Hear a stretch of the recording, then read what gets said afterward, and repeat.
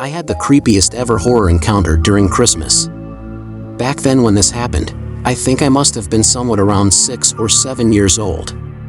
It was a considerably chilly winter that year. I remember this incident because after this, I stopped asking for gifts from Santa. In fact, I did not even bring up his name at home. Until that year, I used to write letters to Santa Claus and give them to my mom or dad. She used to then read the letter and get what I wanted. Of course, I did not figure this out until I was an adult. But every year, I had gifts in the morning that made my Christmas special. However, I always wanted to meet Santa, or at least see him. So on that Christmas, I made a plan to stay up late and see him for myself. Now just so you know, I had made such plans of staying up late to spot Santa before as well, but failed miserably. I mean, I was a kid and 10 p.m. itself was nap time. So for this time, my cousins had come over and we all were of the same age. So we filled up our room with food and juices and movie DVDs, such that we would always be fresh. We were 4 of us, and our night had started off well. After ordering pizzas, we started our sleepover with a movie that none of us had ever watched before. I think it was some horror-themed Christmas movie. After we finished it, we were a little spooked, but pretended that we weren't.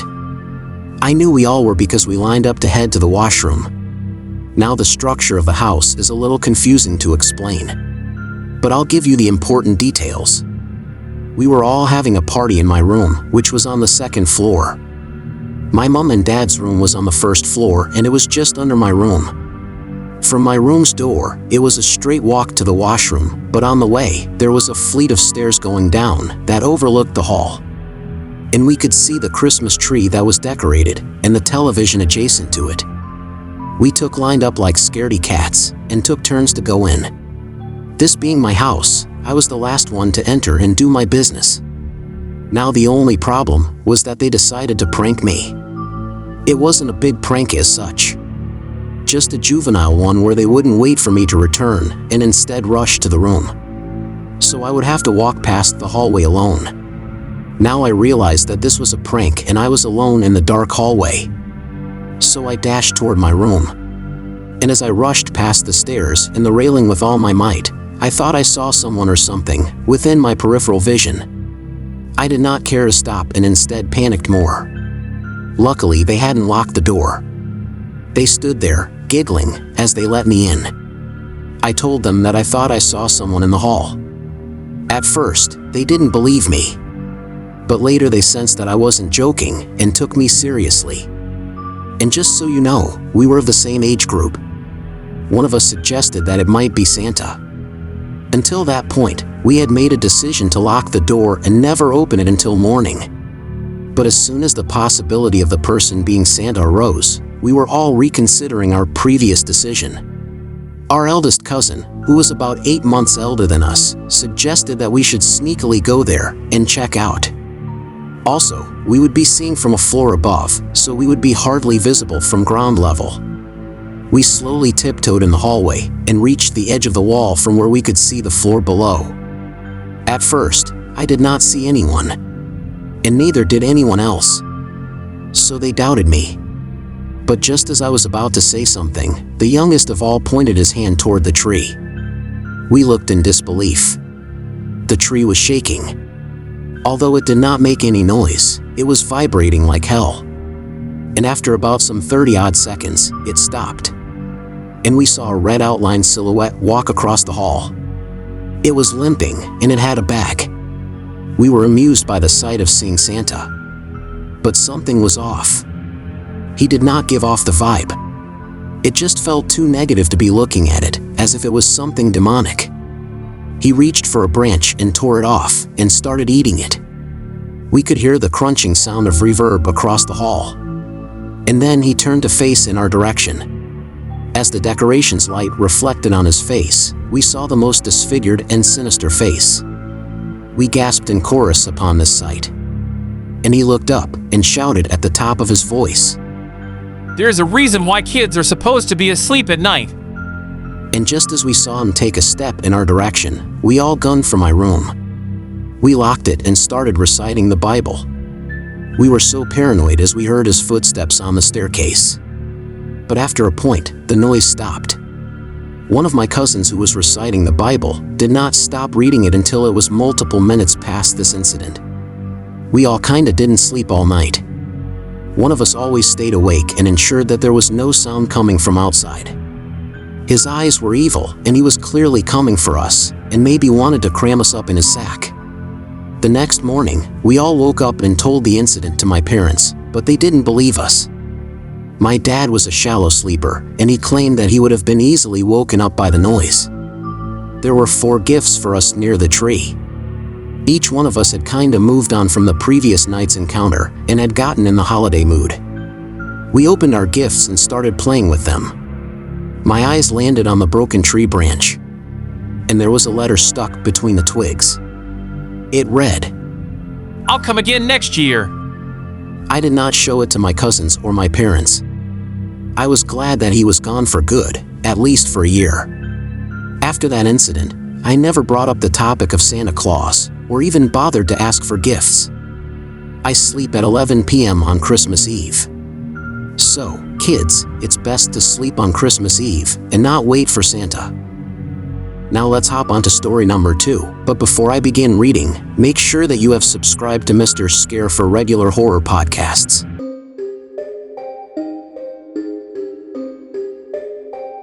This incident happened to me around Christmas Eve, when I was a freshman in high school. My family has been split up for some time, and so usually we trade off Christmas Day and Christmas Eve every year. So this year, I had come home quite early from my grandparents' Christmas party, while everyone else was at my aunt and uncle's place, celebrating at another party. When I was dropped off over there, my cousins offered to stay with me for a few hours, but I declined because I did not find it necessary. And moreover, I thought I could watch some of my new DVDs and get some me time in the house, which honestly is a rarity. When I got there, I noticed an unfamiliar car parked on the street. But I didn't think anything much of it, considering that it was Christmas Eve. I thought that it was probably a neighbor's relative or someone visiting them. After I got inside the house, I locked the door, grabbed snacks, and started to settle down. I hadn't been home for more than 15 minutes when I heard a knock at the door. It was a little unusual considering the hour, but I had to get up and check either way. I got there, unlocked the door, and opened the door as little as a crack so that I could get a look at the person knocking. I opened it just as much to see a man standing there. He had dark hair, wore glasses on, and was slightly overweight. He seemed to have dressed quite casually. And honestly, he didn't look like much of a threat from his demeanor, but my stomach dropped for some reason. As I was reading his body language, he asked, "I was wondering about the car that's parked outside. Is it for sale?" I told him that I didn't think so. He listened to me and then asked, "Is there someone at home that I can talk to about it?" In retrospect, I think it was extremely dumb of me to say no, and then add that he could come back some other time. Although as soon as I finished saying this, I shut the door and turned the lock as fast as possible. He immediately reached for the door's handle and started pounding on the door. I heard a bunch of abuses from him, and the pounding stopped eventually. Terrified to the core, I was crawling on the floor towards the phone, hoping that he wouldn't be able to see me through one of the windows. As I was making my way to the phone, I heard some noise near the side of the garage. Our house had an open garage door, and it led through to the laundry room, where the door lock had been broken for ages, and no one had ever bothered to fix it. As the implications of this situation made my heart beat faster and faster, I suddenly heard a different man yell outside, and I saw the intruder through the window, running to his car and then driving off in the distance. My uncle had gotten back home just in time and scared the man off. I still wonder what would have happened if he hadn't made it home in time. Unfortunately, we didn't get the plate number, and nothing ever came of it, but I'll never be home alone on a holiday again. And by the way, he drove off in the same car that was parked outside.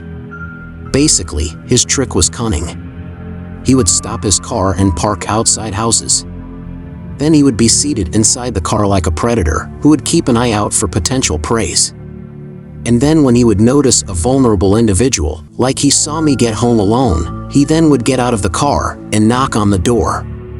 He would pretend to be curious about the car that was parked outside, and if the same person opened the door, he would ask if anyone elder was home. That way, he would know if they were home alone or not.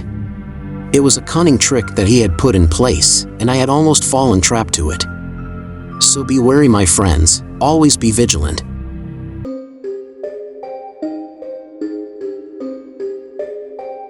This happened literally 2 days back.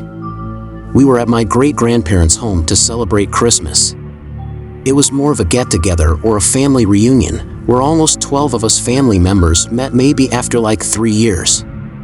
I mean, we do meet in between, but most of the time, someone or the other is not present because of some other commitments. And by the way, my great-grandparents aren't alive. And we missed them, which is why we decided to decorate their home and have the party there. Out of the 3 families that form our one big family, 2 of those reached 3 days prior to Christmas and started with the decorations. We were the last ones to arrive. My family comprised my wife and me. I won't get into the details of other families, because that's not so necessary for the story. By the time we got to the house, the decorations were all up and the property looked really pretty. We met them all, had fun conversations, and relaxed on the porch. Now I was the youngest member of the family, and so my visits to this house were the least. This property always spooked me as a kid.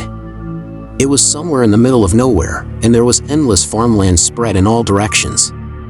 As everyone sat across the dinner table, one by one, we started sharing our fun memories of childhood that were spent at this home. I had the least number of stories, so I kept listening to the ones being shared by my 2 elder brothers, and also by my mom and dad.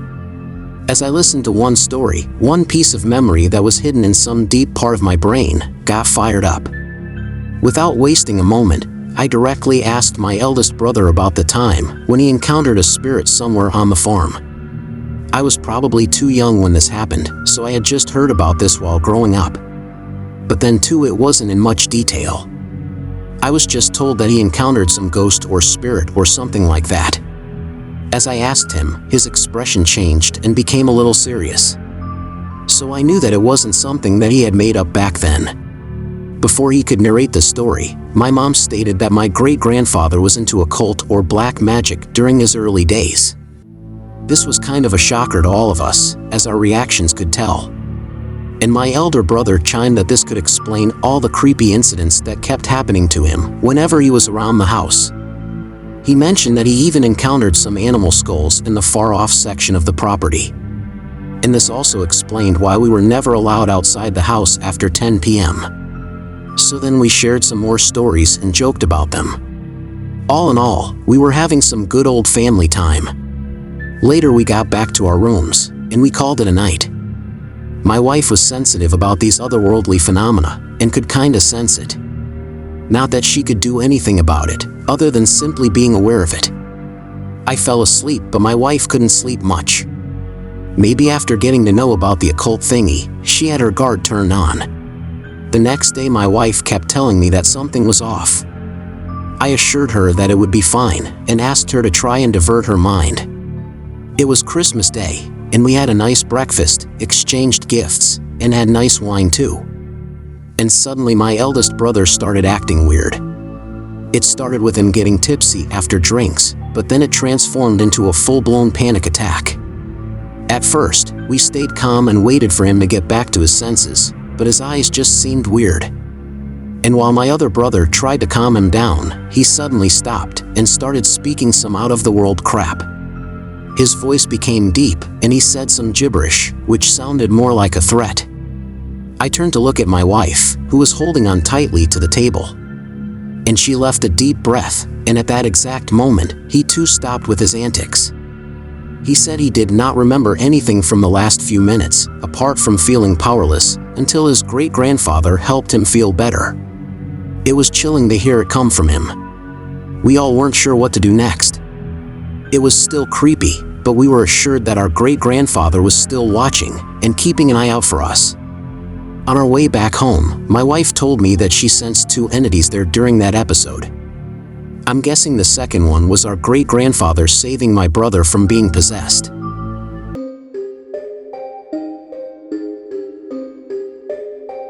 In the first week of December during my junior year of high school, our family gathered around the Christmas tree to load it up with the ornaments we had collected over the years. By the way, our family continued to grow in numbers even after my birth, as in my parents had added another son and a daughter.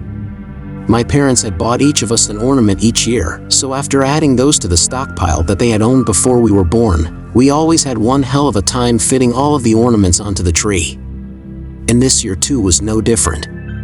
But we pushed and slid and shoved, and eventually found some green for all of them. In addition to the ornaments, we had a decent manger set that was placed underneath the tree.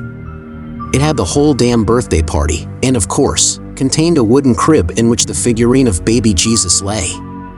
After my siblings and I had set this up, we stood for a minute or two and admired our work, and then each of us went our separate ways and continued on with our daily routines. A day after setting the tree up, I walked into the living room to find one of my ornaments on the ground. It was the first ornament that had been given to me and had the text, "Firstborn Son," etched into its face.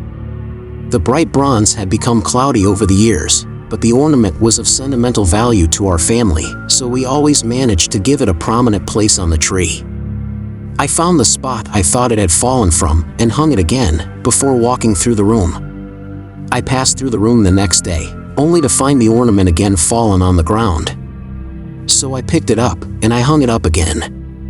I tried to hang it in a different spot this time. I thought that the weight of the ornament had allowed it to slide from a thin branch, but to no avail, as it was on the ground the following day as well. I placed it back on the tree and was not too surprised when I came in on the next day, only to find the ornament missing from the spot. However, what did surprise me the most was that the ornament was not on the ground, but was instead sitting on the coffee table a few feet away. I assumed that my mother was having the same problem with the ornament and had just given up and placed it on the table. So I stopped in the kitchen to ask her about it. She was cleaning up the kitchen, and when I asked, she turned around with a quirky look on her face and told me that she too had been picking the ornament up every single time she walked into the room. For the next few days, each time I walked into the room, I continued to find the ornament fallen off of the tree. But there was one thing that was a little different than before. As we got closer to Christmas, the location had changed. It was no longer lying in random spots on the floor or on the table like it had been before. Whenever I walked in the room now, the ornament was inside of the roofed manager, leaning against the crib with the Jesus figure. I was still pretty young, but I'm sure that didn't help in preventing me from thinking that things were adding up a little strangely. It seems really stupid now, but I grew up in a semi-religious family, and something about finding my firstborn son ornament leaning against Jesus every day appeared to me to be a harbinger of something evil that would be coming my way. The non-surprising thing is, nothing ever happened to me. I suppose that was quite obvious for most of you. But my dad, who was a no-nonsense man, had been behaving a little differently. And that kind of ticked me off. He tended to work in his basement office until the wee hours of the morning. Most of that time was actually filled with him sleeping in his chair, as evidenced by him springing up and feigning awareness whenever I would go into the basement late at night. In the early hours of the morning of December 24th, he was, as usual, down in the basement. Around 3 a.m., he was awakened by footsteps crossing down the first-floor hallway above his head. He decided he would come up and see who was up, and then continue upstairs to bed. As he came up the basement stairs, he could hear the person walking through the kitchen on the other side of the door. But when he opened the door, the person had just crossed into the dining room. He followed the sound of those steps through the kitchen and around the bend, but again it was too late, because the footsteps had beat him around the turn and reached the living room. So my dad rounded the corner as quickly as possible and was surprised to see an empty living room. And he could no longer hear the sound of the footsteps. From the other room, they had appeared to stop at the Christmas tree. As he stood there, scanning the space and trying to figure out what he had heard, he noticed an object lying on the ground in the middle of the room. As he walked up to it and started bending over, he realized there were actually two objects lying in the middle of the living room floor. The first one was baby Jesus, and the other one was the firstborn son ornament that was lying against his side. The next day, while we were having breakfast, my dad told all of us about the story. My parents must have known that I was feeling a little unsettled from it all, so they decided to finally tell me what they had kept a secret for over 15 years. They told me about their happiness at getting pregnant, the 9 long and exciting months my mom had carried my elder brother, and their feeling of complete desolation and absolute loss when he passed away. They told me how it still hurt, especially around the holidays.